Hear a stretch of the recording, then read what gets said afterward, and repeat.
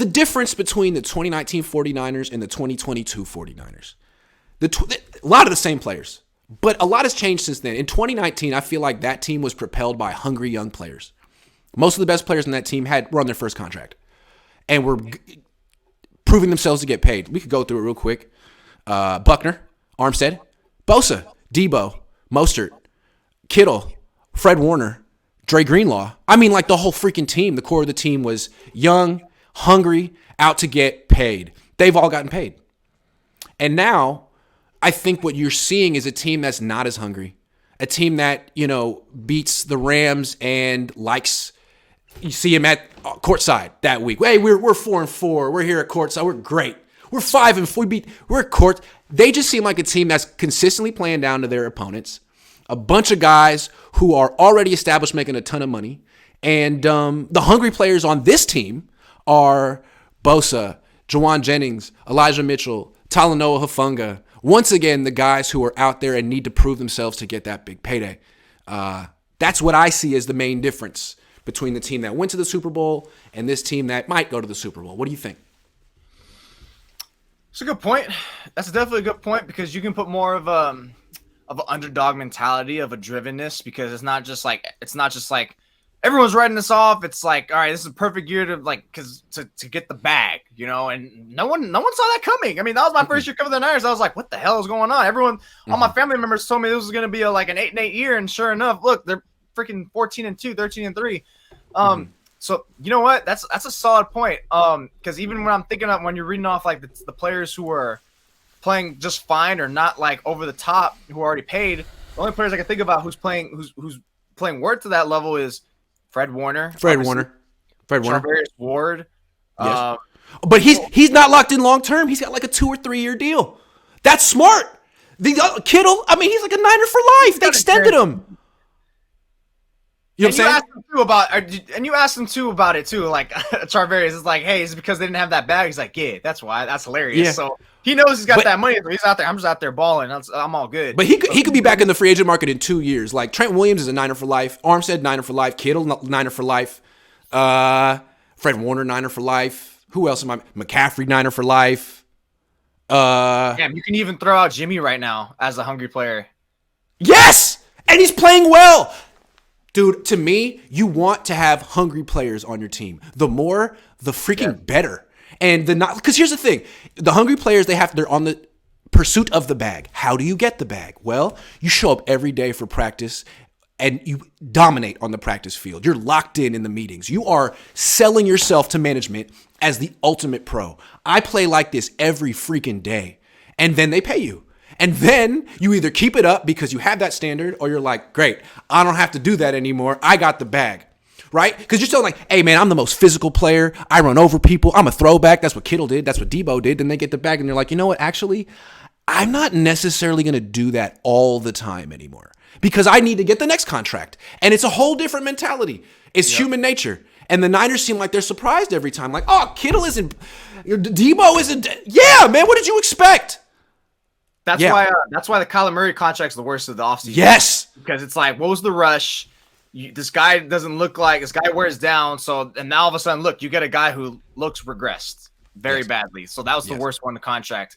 The Jimmy part though, I don't know why I'm shocked, but it's like, you know what? We said that. I think that was a talking point, like reasons to be positive about Jimmy. He's like, look, contract on a deal where it's incentivized. Number one, he's on a deal where he knows he's fighting for that next contract, which is why, again, I would never think he's coming back next year. He wants to get off this team and actually prove and be like, all right, you guys told Shane Lance over me. Here I go. Sure enough, look at him. He's playing excellent to his standards, at least. Yes. And I think a hungry player's part goes more and just also like now it's only certain games they will get up for. But you know what? This is kind of a league-wide issue about. Look, this is why I always, especially from gambling point, is this team going to get up for this opponent? If the 49ers were to play the Commanders right now, are they going to get up for them? Probably not. Getting up for the Chargers was not incentivized because they're not fully loaded. You're coming off a bye, and it's not. Everyone says the Niners are great.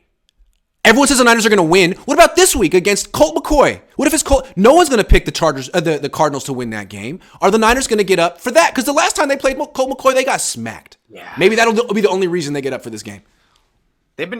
Yeah, you know what? I was gonna say that's one more benefit of thinking why they will get up for it, because another primetime reason. You're trying to show up for an international in Mexico. You're trying to show out against a division opponent, but heck, for years now they've kind of been struggling against them. They've been struggling against the Cardinals. Whether it's been Kyler Murray out there or Colt McCoy, which I don't think Kyler is going to play because his hammy, and I'm pretty sure he's going to look his hammy to go play Warzone too. So I think ultimately it's because at this point I bet you it wouldn't shock me once December comes and say the Niners are like, what are they like? They're like 8-6, 8-5, whatever it is, and it's like okay, they're in a good spot, but they're still not there from the division or playoffs, whatever. And all of a sudden we start to see them turn it up, like the big time players. It's like, all right, now it's the point of the season that matters. The same way NBA players don't start trying until the All-Star break or after Christmas. Right. So that's what the Niners feel like they're doing. Like they're kind of pacing themselves, but I don't think they're good enough to do that. Last year, they didn't pace themselves. Debo went crazy he went crazy all freaking year. And when they put him at running back, he propelled him because he was on the pursuit of the bag. And I don't know. I mean, like Talanoa's doing great. Bosa's doing great. Mitchell. Like they do have guys who could give that consistent 110% effort. But it's not as many as in the past. And all the key players seem to be like Debo. Man, maybe he'll turn it on in December or something, but he hasn't done it yet. Kittle, same. Ayuk's in the pursuit of the bag. That's another one. And he's playing very well. Every game it looks like he's about to start a fight with someone or get in a fight with someone, and I like that. He's chippy, but I don't know. I feel like this is one flaw in the Niners roster building, and I think it starts with Kyle. They gave him that extension following the loss in the Super Bowl, so he's not even hungry anymore. He's a Niner for life. Aaron Banks is a guy who's hungry. So you have all these like guys who are legacy Niners, guys who are going to be part of the family for life, and I don't think that's the right mentality to have in football. They don't have those guys in New England. They don't. I mean, Tom Brady was the one guy, and then they got rid of him too. So I think the Niners need to think about this, and the fact that they've traded all these draft picks for players who aren't hungry anymore and are established, that could come back to bite you. You need these young, hungry players to push everyone. Those are the culture setters. Those are the tone setters on your team, and that's what you had in 2019. Not now. Yeah, thank God Mitchell's back. Jeff Wilson was hungry. You traded him. He was hungry. Yeah, and there's been a couple, Sean Gibson, and there's been a couple of already games where it's like, especially on the offensive side of the ball, it's kind of hard to nitpick certain defensive players because ultimately you don't get a whole defensive, all-out performance all season long playing elite level with having several players, sleeping. It's pretty much stemming from the offense. But look, it could just be more than just like because they're not as hungry. It's like the same thing. Well, I guess you already mentioned Kyle Shanahan. It's the same way Kyle like puts it on out there, the way he's setting. Where it's like, if you can't have yourself be urgent, your players are not going to feel that either. Whether it's like taken to heart or 100%, at least some of that's going to be like, it's contagious. And if you don't hold yourself accountable, then the guys making more than you on your locker room, the vets, won't hold themselves accountable either. And the only ones who will. They say Jimmy's a leader. This is the first year where I actually believe it. Where it's like I like the way he's playing. If he actually gets them psyched, I'll probably give him more credit than Kyle for getting his team, getting the offense up to par. Because right now, what's going right now is it's not cutting it. It's not cutting it. There's two ends of the spectrum in this dynamic here. Hungry players. Fat and satisfied players. And not literally fat and satisfied. Metaphorically. That's the only way I would describe it. Hungry, fat and satisfied. 2019, that team was freaking hungry. From Kyle to Saleh to all the best players in the team. Now, is Trent Williams hungry? No. Is Deebo Samuel? Not yet. Is Deebo Samuel hungry? Not yet. Is Armstead hungry? He's hurt. Hard to say. You know what I'm saying? Like, the only one who really seems hungry still is Fred Warner and all the young guys who haven't gotten paid yet. So if they want to develop an appetite by Thanksgiving, that would be really freaking wonderful. Especially Debo, dude. Man, come on. You eat Mike and Ike's by the gallon. Can you get hungry, please? Hunger shouldn't be your issue.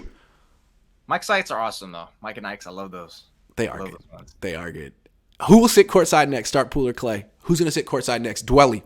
He's going to go there by himself and be like, what? Actually, it's no, me. Not Kyle. It's not going to be Kyle. Kyle's embedded into the season. Who is it going to be? It's going to be Debo and Ike again. These guys going on a rotation. Or Fred Warner. It'll be Fred Warner. I'm calling it Fred Warner. Federico. Start Poole or Clay. It won't be Nick Bosa. He's not gonna go out and hang out in San Francisco for a night. Do you think he spends nights out in San Francisco? Like, hey, you want to go to the city, guys? What a wonderful world class city it is.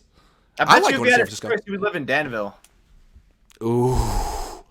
Ooh. Probably live in Danville. I had a girlfriend from Danville for 9 months when I was in college. She was cool, but her friends, nothing against her friends if they're watching. But it's like, whoa, Danville, whole different area. And if you're from Danville, no disrespect, but wow. Niners need another impact DT, yes or no? Too late. It's funny how you mentioned that trade because I remember when we talked about when the trade deadline, I wrote, like, will they be active the trade deadline? And I said the only way I can see them active is to get a defensive lineman because every year at the deadline, they've always acquired some sort of defensive lineman. Jordan Willis, Charles Amenahu, and they've all proven fruitful in a role player way. So this year it was like, maybe nothing materialized because I don't think anyone defensive line wise got traded this year. Maybe there was one, but yeah, I thought that was kind of like odd that they didn't do that. And maybe the word's banking on like, okay, Kinlaw's down to come back, Armstead, but it's like, can you really depend on them? Because both of these players have the same injury where it's like, it's not going to get better. It's not going to get better. One guy has a knee that just keeps flaring up. The other guy has a foot that's might be worse. Yeah. JCK 510 says, Grant, you're going to get canceled for the second day in a row. Justice for Danville. I'll never forget. I went to some party. It was like, this was the summer between freshman and sophomore year of college. I was just starting to date this girl. I went to her party and her friends didn't know me. I'm from Oakland. They're from Danville. It's two different places. And she introduced me and said, I'm from Oakland. And one of her girlfriends who was white said, aw, she's slumming it. What? Who talks like that? Like, Jesus. Wow. Like, first of all, no, she's not. Second of all, what? Are you sure? She's slumming it. Oh, she said that because she told you where you're from, or because she saw your face and she was like, "No, that's why she's slumming." I'm a bank on the face.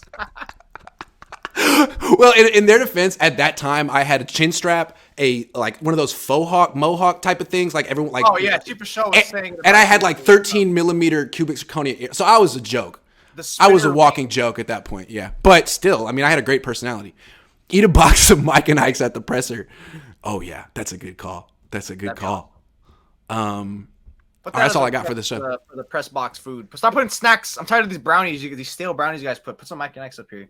Seriously. No, they have. Do they have Mike? I don't think they have Mike and Ike's at the games, but they do have Sour Patch Kids, which I like.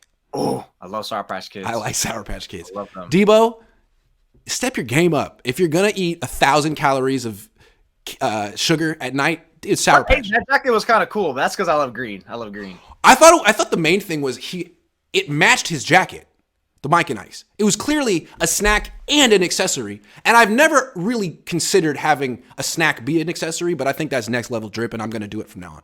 Well, it's like the same thing when you see people like, I know some people who just have like the white or the red cup with like alcohol or whatever drink, and they'll just be like, I just like holding it because it makes my outfit look better. I'm like, what? I've actually heard of people doing that, like using their drink as an accessory, and they just like take like 3 hours just to sip on it. It's dope. I'm gonna do it now too.